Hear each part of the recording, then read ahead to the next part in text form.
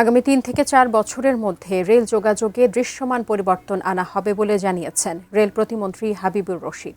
এক্ষেত্রে বিনিয়োগে বেসরকারি খাতকে বেশি আকৃষ্ট করা হচ্ছে। তবে যোগাযোগ বিশেষজ্ঞ ডক্টর হাদিউজ্জামানের মতে আমলাতান্ত্রিক জটিলতা এবং কাজের দীর্ঘসূত্রিতা দূর করতে না পারলে সফলতা আসবে না। বিস্তারিত মনিরুল ইসলাম মিন্টুর রিপোর্টে। দেশের রেল ব্যবস্থা মানেই সামনে আসে লক্কর ঝক্কর ট্রেন, যাত্রীর চাপ, শিডিউল বিপর্যয়, সেই সঙ্গে টিকিট কালোবাজারি। প্রতি বছর অন্তত ১,৫০০ কোটি টাকা সরকারের লোকসান এই খাতে।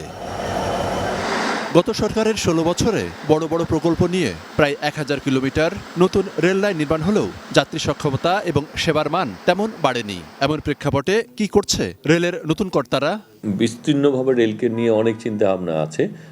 আমরা এগুলি আসলে রেলের এই ব্যাপার হচ্ছে যে ইচ্ছে করলেই আপনি ১ মাস, ১ বছর, ২ বছরের মধ্যে করতে পারবেন না। আমরা সেটা ধরে নিচ্ছি যে ৩ থেকে ৪ বছরের মধ্যে আমরা একটা দৃশ্যমান অগ্রগতির দিকে যেতে পারবো।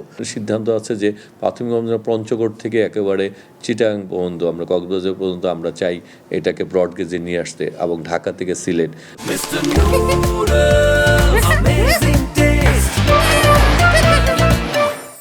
তিনি জানান, নতুন লোকোমোটিভ বা ট্রেন সংযোজন হচ্ছে। সেবার মান বাড়ানোর পাশাপাশি লোকসান কমিয়ে আনাকে এখন বেশি গুরুত্ব দেওয়া হচ্ছে। যাত্রী সেবা বাড়াতে চাই, এই জন্য লোকোমোটিভ ক্যারেজ আমরা নতুন করে কিছু কর্ড লাইন তৈরি করতে চাচ্ছি যাতে সময় কমে আসে। ঢাকার আশেপাশে কানেক্টিভিটি বাড়ানোর চিন্তাভাবনা আছে। আন্ডারপাস ওভারপাস যানজট মুক্ত করতে চাই। লেভেল ক্রসিংগুলি আধুনিকায়ন করতে চাই।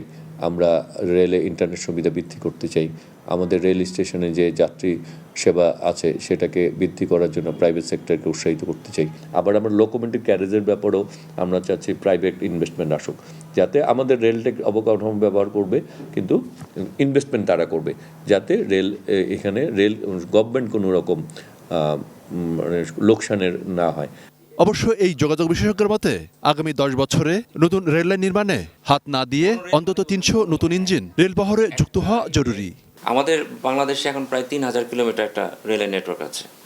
এই ৩,০০০ নেটওয়ার্কে আপনি যদি আসলে যে পরিমাণ বিনিয়োগ হয়েছে গত এক যুগে, লক্ষ কোটি টাকা আপনি বিনিয়োগ করেছেন, তো সেই বিনিয়োগের যদি রিটার্ন আপনি চান, তাহলে আপনার প্রথমে আমি বলবো যে আমার প্রায় ৩০০ মিটার গেজ এবং ব্রডগেজ ইঞ্জিন এর প্রকিউরমেন্টের উদ্যোগ সরকারকে অতি দ্রুত নিতে হবে।